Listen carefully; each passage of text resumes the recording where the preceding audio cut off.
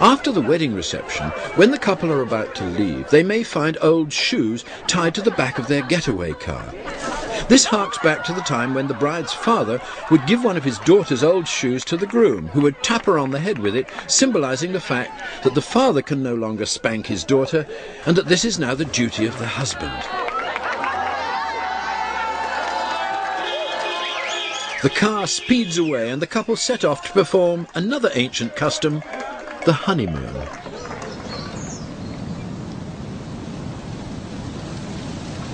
These thatched huts perched on stilts in a tropical lagoon are fantasy locations for many honeymooners. But I wonder if they realise when they're occupying these buildings what the origin of the term honeymoon is.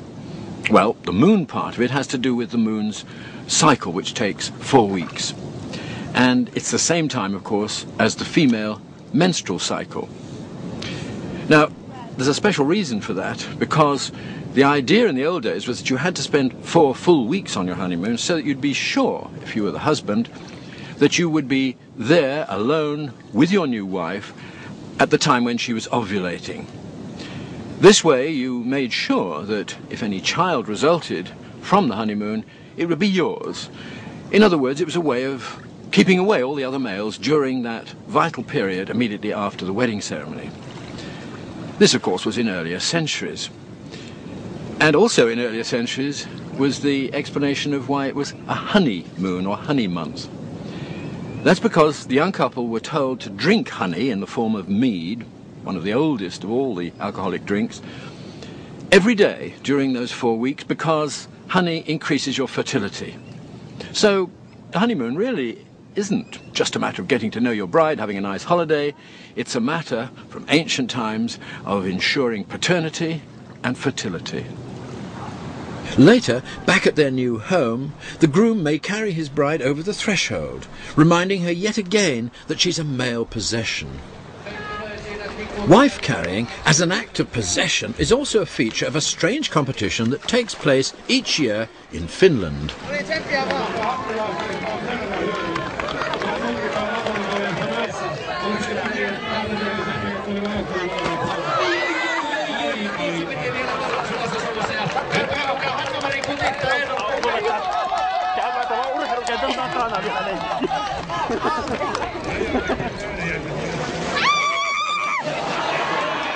Although this wife-carrying contest is a light-hearted affair, its origins are less amusing. Historically, it celebrates the capture and carrying off of females by men from neighbouring villages. In earlier centuries, marriage by capture was a common practice. And while it may have helped to avoid local inbreeding, it also had the effect of reducing the women involved to the status of mere objects.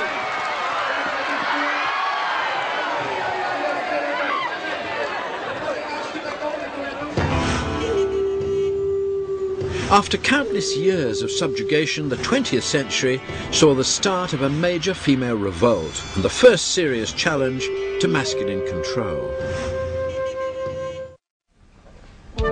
The female rebellion had first begun back in 1903, when the suffragettes set out to achieve political equality and gain votes for women.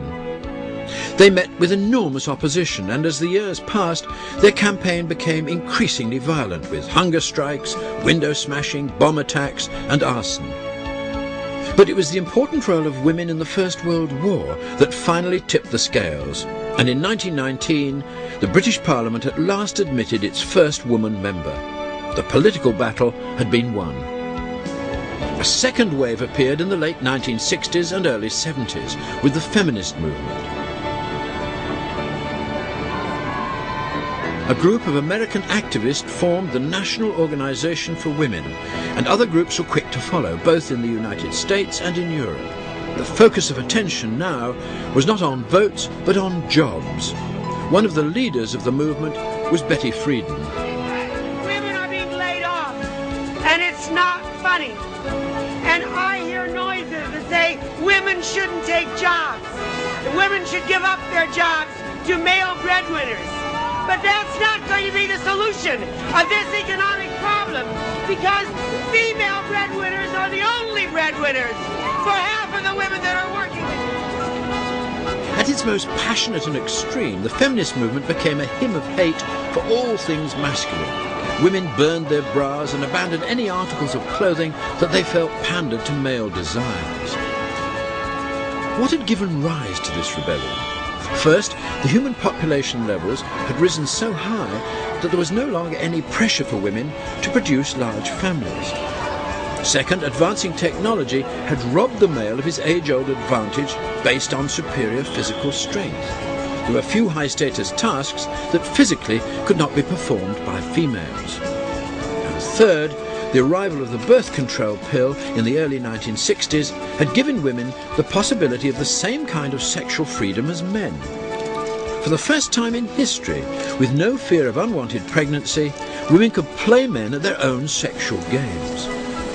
For some women, however, the joy of the new freedom was to take an unusual direction.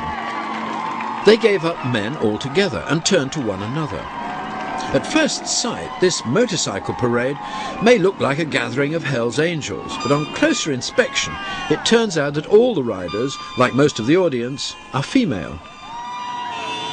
This group, known as the Dykes on Bikes, epitomizes a male-rejecting lesbian trend that's been growing in recent years.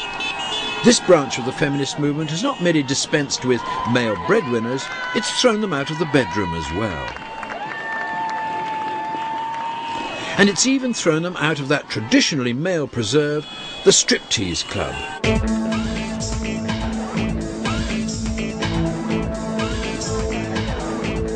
In this club, females dance strictly for other females.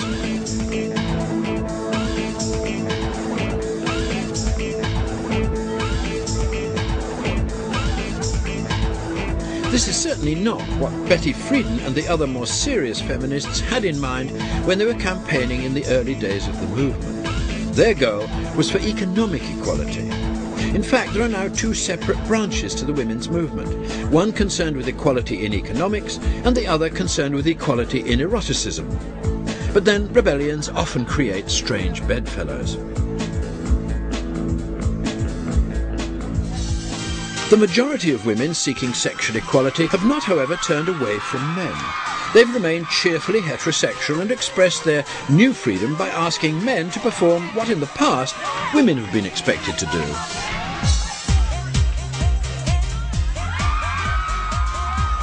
The lack of inhibition demonstrated by these women represents a major change of image for the modern female. Biologically, the human female has always had a powerful sexual potential. In the past, this has been culturally suppressed. Now at last, it's joyfully released. Now the need to breed has been lessened and there are techniques readily available to avoid pregnancy. The females can once again enjoy a full equality with the males. But it's a new kind of equality. The old equality was based on the fact that heavy maternal duties didn't marginalize the females and cast them out to the fringes of society. Indeed, it was the males' hunting lives that marginalized them. The females, despite their maternal duties, remained in the very center of society. Today, the females have regained their central role not by restructuring society, but simply by leaving the home and joining the males in the new workplace. This allows them to demonstrate their equality in intelligence, in ambition, and in energy. But it leaves them with one major disadvantage. The maternal urges deep inside many modern females are still strong.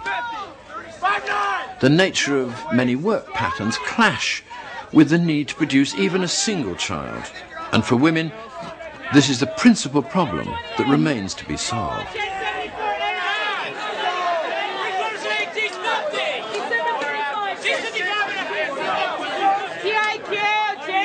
These female traders on the stock market floor are clearly highly efficient at their jobs.